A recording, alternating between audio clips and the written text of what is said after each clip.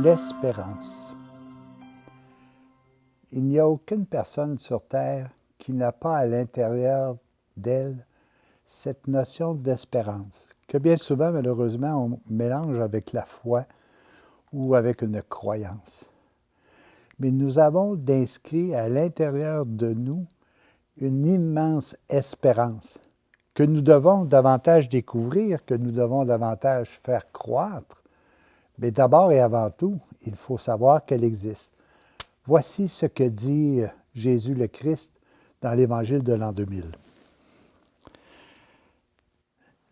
Le royaume de l'amour est espérance. La foi vous révèle l'objet de votre espérance. Celui qui croit en moi, je le ressusciterai au dernier jour.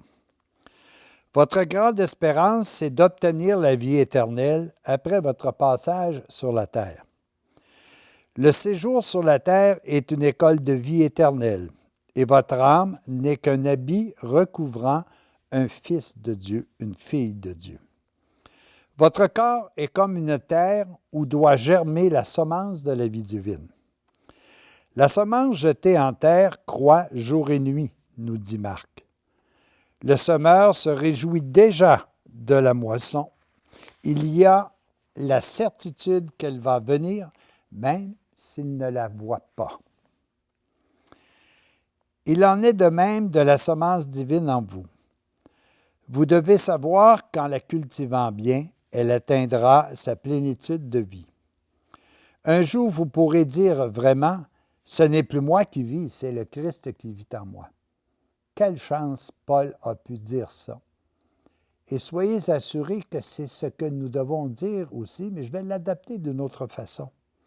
Je vais tout simplement vous dire, un jour, vous pourrez dire vraiment, « Ce n'est plus moi qui vis, c'est l'amour qui vit en moi. » Vous aurez alors réalisé votre sublime destinée. Soyez parfaits comme votre Père céleste est parfait, ce Père qui est amour, uniquement amour. À travers tous les obstacles, toutes les chutes, toutes les défaillances, toutes les désillusions, mon vœu est que cette merveilleuse espérance vous entraîne et vous soulève et qu'une foi inébranlable illumine votre chemin. À travers toutes les épreuves, les souffrances de l'âme, les ténèbres intérieures, il vous faut toujours entrevoir les lueurs de la gloire future.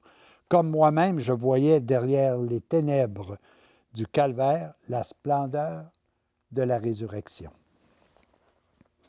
Vous savez, les amis, à l'intérieur de nous, il y a une petite particule qui est présente et que le catéchisme de l'Église catholique, que je vous recommande comme étant un élément qui peut vous permettre davantage de comprendre ce que nous sommes, nous dit notamment, et je vais juste vous le lire pour vous faire bien comprendre, puis je ne veux pas m'égarer dans des termes inutiles. Là.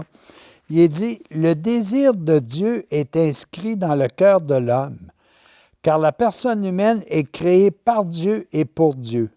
Dieu ne cesse d'attirer la personne humaine vers lui, et ce n'est qu'en Dieu que la personne humaine trouvera la vérité et le bonheur qu'elle ne cesse de chercher. » Que nous en soyons conscients ou pas, Dieu, lorsqu'il nous a créés, a placé à l'intérieur de nous l'espérance de retrouver un jour notre Créateur.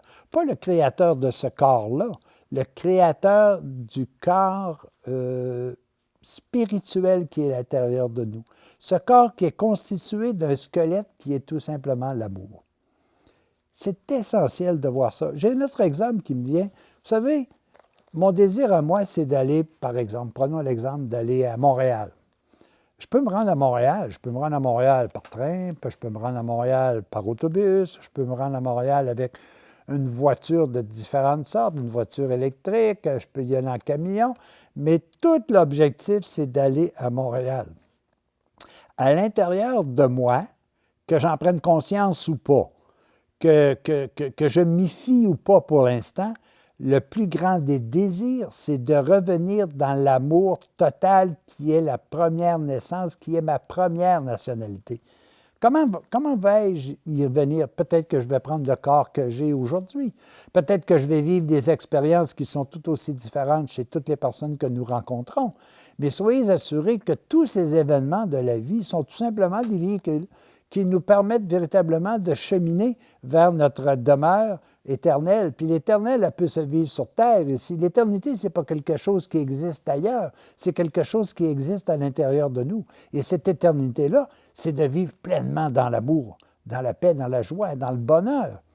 Alors, je pense que c'était important d'essayer de nous reconnecter davantage tous les jours à cette espérance de vivre dans l'amour total.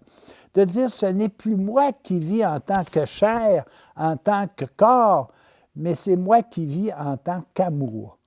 Et soyez assurés, tout le monde cherche à aimer et à être aimé. Pourquoi qu'on cherche ça? C'est parce que c'est notre nature première. Et l'espérance qu'il y a d'inscrit à nous, c'est qu'un jour ou l'autre, nous y arrivions. Oui, peut-être qu'on prend des chemins qui sont variés. On essaie de vivre des expériences d'amour dans des situations troublantes ou problématiques. On essaie de trouver l'amour dans des tempêtes, alors qu'on sait très bien que ce n'est pas là qu'on va le trouver. On va le trouver tout simplement dans un lieu de paix, de quiétude, de partage, de voir et de connaître davantage la vérité, d'utiliser les bons moyens pour nous permettre d'être divins, si vous voulez. Je veux employer ce mot-là, oui, parce que nous sommes de cette nature-là tout d'abord. Cette espérance-là, elle est à l'intérieur de nous. Quelqu'un disait un jour, quelle est la différence entre la foi et l'espérance? Il dit, la foi, c'est d'être capable de voir l'invisible. L'espérance, c'est ma capacité de croire que la foi va m'amener à pénétrer l'invisible, ce que mes sens, ce que ma pesanteur de matière m'empêche de voir. Oui, j'espère avoir la puissance d'une foi qui va me faire révéler ce que mes sens ne peuvent pas me faire connaître. C'est inscrit à l'intérieur de moi. Prenons contact. Développons davantage. Je vous garantis une chose, la vie change grâce à cette espérance-là. À tous et à chacun, j'espère vous voir prochainement.